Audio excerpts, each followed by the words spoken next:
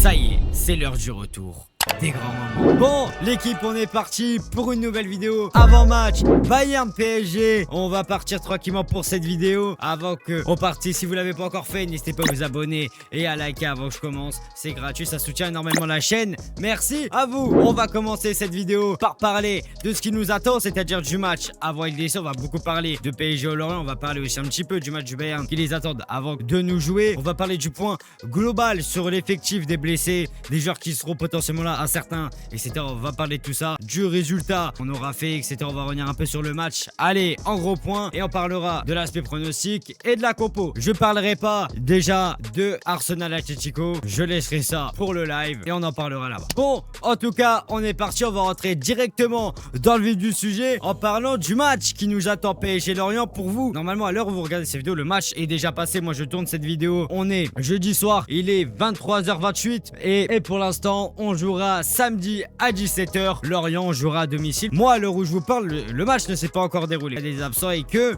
on a été lessivé du match face au Bayern à l'aller. Ça a été dit partout, avec du foot, etc.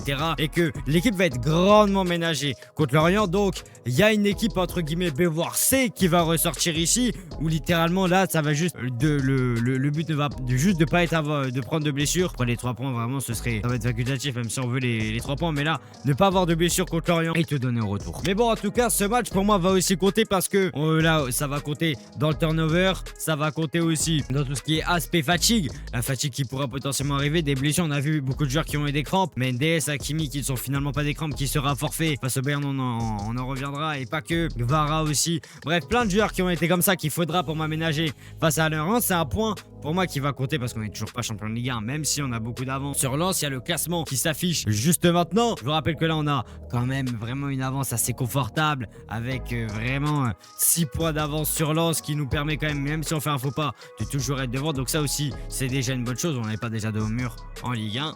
Mais en tout cas, ça, c'est pour notre match qui va se dérouler voilà dans ce samedi à 17h. J'espère en tout cas qu'on verra dans tous les cas un bon match. Aussi hâte de voir ce que donneront les remplaçants. Maintenant, c'est là où ils vont pouvoir se montrer avant la LDC. Par exemple, j'ai encore hâte de voir Beraldo. Peut-être que Beraldo débutera en LDC. Ça, on va en parler juste après. Pour parler un petit peu du Bayern. Le Bayern, eux, par contre, ils joueront à Heidenheim à 15h30. Bon, je pense que c'est prenable pour le Bayern. Je vous rappelle que le Bayern est déjà champion d'Allemagne et le Bayern va complètement faire tourner face à Heidenheim qui est dernier de Bundesliga avec 22 points en 31 journées, avec 19 défaites. Vraiment, c'est affolant.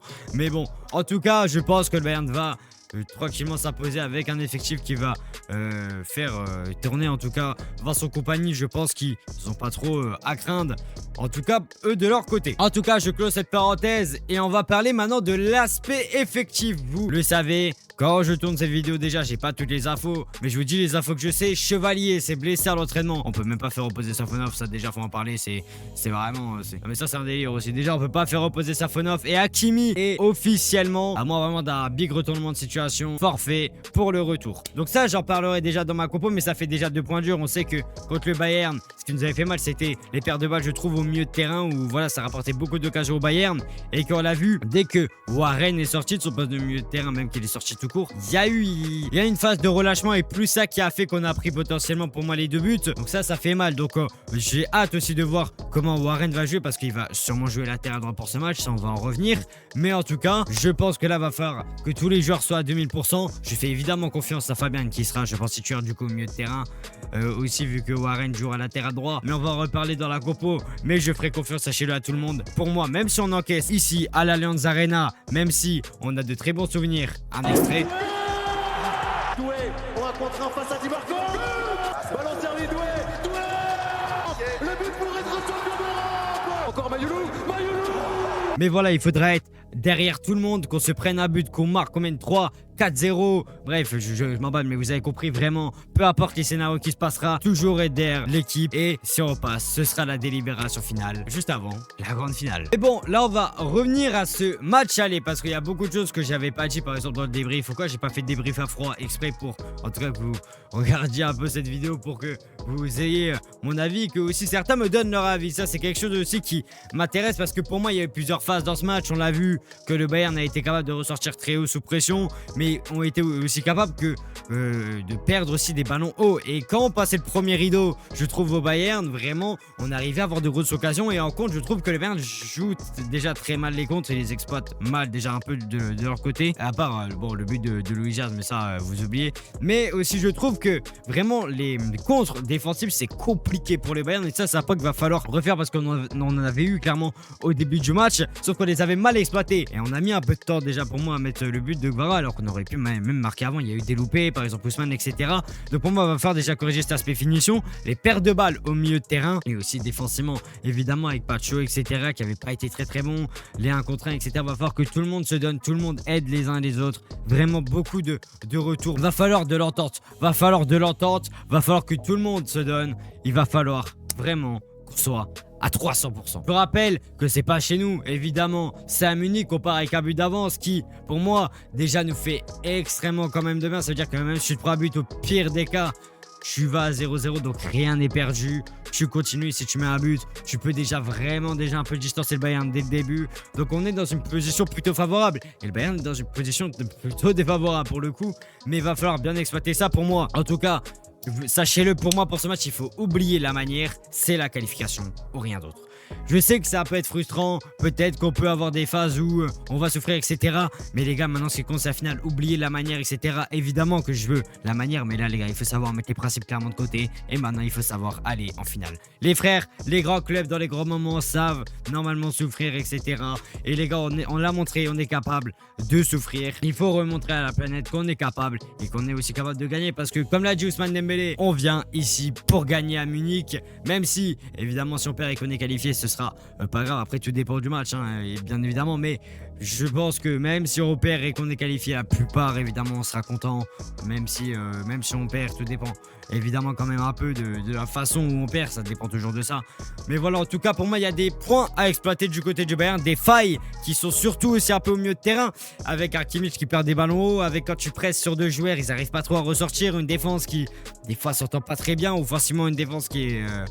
enfin, les latérales surtout.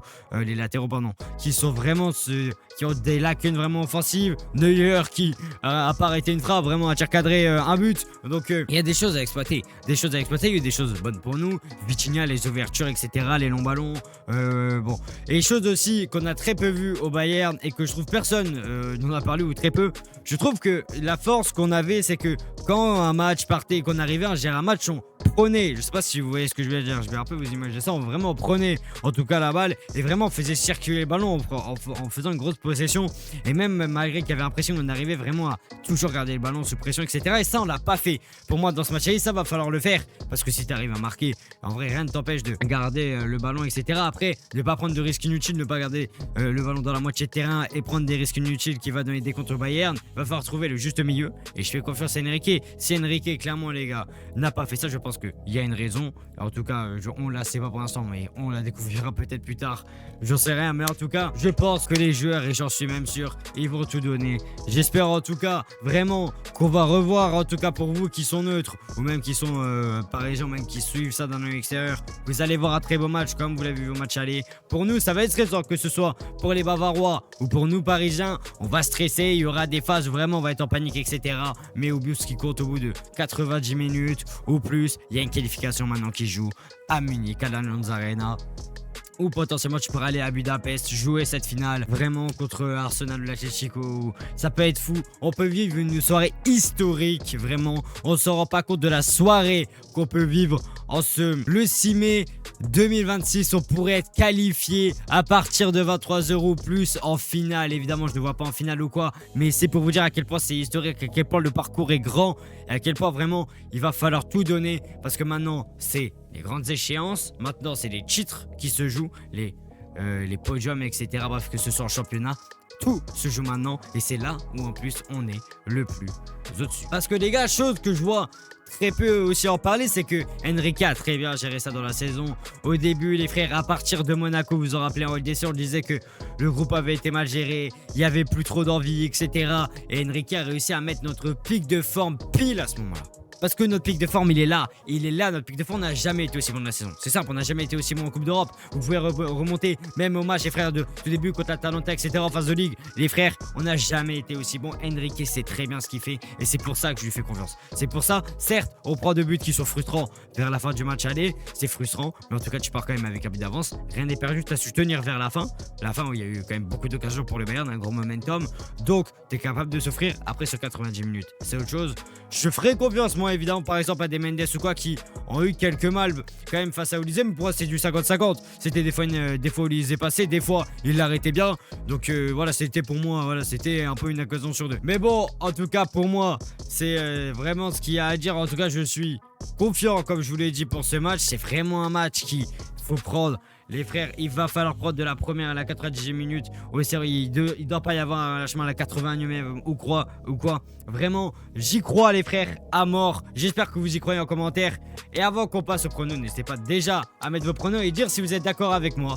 Et nous, on va passer au pronostic. Bon, pour mon pronostic, en tout cas, moi, je verrai 2-1 victoire du PSG. Une victoire qui sera peut-être pas simple. En tout cas, je sais pas comment pourra se dérouler ce match. En tout cas, si on peut gagner ce match et prendre la qualif, ce sera très bien. Si on fera nul, évidemment, ce sera très bien. Et si on perd avec les qualifs, ce sera très bien. Je vous dis direct, n'hésitez pas à donner vos pronostics en commentaire. Je les lirai avec plaisir. Merci déjà à ceux qui les mettront. Un grand merci à vous. Et on passe à la composition. Donc, pour la composition, je vous rappelle, je vais vous refaire la liste des blessés. En tout cas, les plus importants. Chevalier qui va d'ailleurs, malheureusement pour lui, sûrement peut-être même louper la Coupe du Monde. Ça, c'est vraiment plutôt chaud pour lui. J'espère en tout cas qu'il se rétablira, même s'il joue pas, etc. Moi, je ne veux pas son mal ou quoi. J'espère voilà, qu'il se rétablira vite. En tout cas, Lucas Chevalier, bon rétablissement à lui. Et évidemment, Achraf qui est vraiment pas là, malheureusement, forfait contre le Bayern. Un gros coup dur qu'on va devoir combler avec Warren. J'ai beaucoup parlé d'ailleurs dans la composition, sachez-le, mais il y a beaucoup de choses à dire pour moi et je vais faire poste par poste et je vais beaucoup expliquer mes choix poste par poste. On va s'expliquer. Il y a aussi évidemment N'Jantou qui doit revenir d'ici mi-mai. Donc en tout cas, il sera pas là pour la LDC. Normalement, il ne joue pas tant pour la LDC, mais il pourrait revenir en tout cas peut-être pour le dernier match de Ligue 1, ce que j'ai compris. Mais voilà, en tout cas, N'Jantou d'ailleurs aussi, ça ferait longtemps qu'on l'aurait pu. Mais pour commencer ma composition, évidemment, Cage, ça bouge pas. Safonov. Après, à gauche, évidemment, ça bouge pas. Mendes. Après, la défense, ça bouge pas. Et après, côté droit, en l'absence de Hakimi, je mettrai Warren Zaïre-Emery ou Hernandez. Je m'explique. L'un des deux, pour moi, les deux suffirait. Je m'explique parce que pour moi, en fait, il y a un équilibre à trouver. Cet équilibre qui a été perdu pour moi avec la rentrée de Fabian et j'ai peur que si on met Fabian, ça ne s'entende pas. Pour moi, si tu mets Hernandez, Hernandez est capable de défendre lui face à un Luis Diaz, ça peut être compliqué, etc. C'est pas l'apport offensif d'Hakimi, mais pour moi, si on met Hernandez, ça peut quand même passer. Hernandez est quand même bon dans les remises. Hernandez enchaîne de plus en plus les matchs. Il a fait une bonne entrée, je vous rappelle, face à Liverpool. Il a réussi à tenir, etc. Donc pour moi, en tout cas, je trouve que Hernandez, ce serait pas si déconnant de le mettre là. Après, je sais que normalement, il joue défenseur gauche. Après, est-ce qu'il peut dépanner à droite? J'en sais rien. Mais voilà, après aussi beaucoup parlé de mettre Beraldo. Après Beraldo, voilà, ce qui m'inquiéterait plutôt, c'est le jeu sans ballon de la part de Beraldo. Moi qui m'inquiéterait un peu parce qu'on n'a pas beaucoup vu de jeu sans ballon, surtout en LDC. Donc voilà, pour moi en tout cas, je partirais soit avec Warren, soit avec Hernandez. Je penserais plus, moi, sachez-le, avec Hernandez. Après, je sais que ça peut peut-être choquer, mais pour moi, je veux garder le milieu de terrain Warren, Vitinha, Neves, parce que ça crée un équilibre. Les trois s'entendent très bien avec un Warren vraiment qui arrive vraiment à garder ce milieu de terrain, à apporter cet équilibre entre les deux joueurs. Vraiment, ça crée une mixité énorme. Et je trouve que voilà, Fabian, après à voir comment va jouer Fabian d'ailleurs face à Laurent, je sais pas s'il commencera titulaire. Mais en tout cas pour moi, c'est soit on met à droite, comme j'ai dit, Lucas Hernandez, un milieu de terrain Warren, Vitinha, Neves, ou à droite on met Warren et un milieu de terrain Fabian, Vitinha, Neves. En tout cas, je voulais choisir, moi, il n'y en a pas une que je préfère. Pour moi, je serais content si c'est soit l'un, soit l'autre. En tout cas, moi, je fais confiance, comme je le dis, à tout le monde. Et ce sera à Enrique de choisir. Devant, ça bouge pas, aucun changement. Côté gauche, Kvara. En pointe, Dembélé. Doublé, une passe D. Est-ce que j'ai besoin d'argumenter? Et côté droit, Doué. Doué, même si beaucoup ont dit que oui, ça a été compliqué le match, etc. Je suis pas d'accord. Pour moi, bonne première mi-temps dans le match. Après, deuxième, où on le voit un peu moins, mais quand même, double passe D. Je suis désolé, Doué. Un double passe D. Avec des bons retours défensifs, des longues projections, des bons contres. Donc, non, pour moi, Doué a été quand même assez bon. Et pour moi, je partirai donc à la guerre avec l'une de ces deux compositions. Oui, je sais, peut-être que le choix de Hernandez pourra vous choquer. C'est Enrique de choisir. En tout cas, n'hésitez pas à me dire ce que vous en pensez. En commentaire, on va clôturer avec un dernier point. Et maintenant, dernier point pour clôturer cette vidéo, c'est vraiment, je vais insister sur l'aspect mental. Que tous les joueurs, vraiment, se donne et évidemment que on résiste mentalement. On est capable, on le sait que maintenant mentalement ça va beaucoup mieux. On sait que on a beaucoup moins de doutes, etc. On n'a pas et aussi 40 000 certitudes, mais en tout cas on a très peu de doutes, ça fait plaisir. Et pour moi, mentalement, il faut continuer à être bien dans sa tête, vraiment. Même si on encaisse un but mentalement, toujours rester dans son match. Ne pas se déconcentrer pour un rien ou quoi. Vraiment rester concentré mentalement, ça va être la clé. Je pense que très peu s'en rendent compte de à quel point vraiment ça va être dur de rester concentré mentalement. Même si évidemment ils vont être dans les premières minutes. Mais si par exemple on marque des buts, toujours pour moi quand même rester concentré. Même si potentiellement si tu gagnes 2-0, tu mettrais 3 buts d'avance sur les 2 matchs. Toujours rester concentré. Vraiment ça va être un match où là va pas falloir refaire les erreurs du match aller. Pour moi ce match aller va devoir être revisionné avec Enrique à la vidéo. Je pense qu'il le fera et sur ça j'ai pas de doute. Mais vraiment va falloir bien le revisionner, regarder toutes les erreurs, les reprendre point par point, ajuster pour moi aussi beaucoup de choses, que ce soit voilà sur l'un contre un, les pertes de balles, etc. Comment les exploiter. Mais voilà, après on peut même encore améliorer la finition parce que c'est ça au plus qui est paradoxal, c'est que entre guillemets on gagne 5-4 alors qu'on aurait pu mettre 5-2 s'il y aurait moins de relâchement, mais on aurait pu même mettre plus que 5-2 par exemple, parce que le raté de Ousmane, il y a la barre de Warren et j'oublie encore plein d'actions, donc en vrai tu aurais pu mettre encore plus de buts, donc la finition va encore rentrer en jeu. Mais en tout cas, ça va être la nuit des qualifications. Bon, j'espère que vous avez apprécié cette vidéo. Merci à Walboss pour le montage. N'hésitez pas à mettre hashtag WalbossTellGoat dans les commentaires. Et je serai que vous avez été jusqu'à la fin de cet avant-match.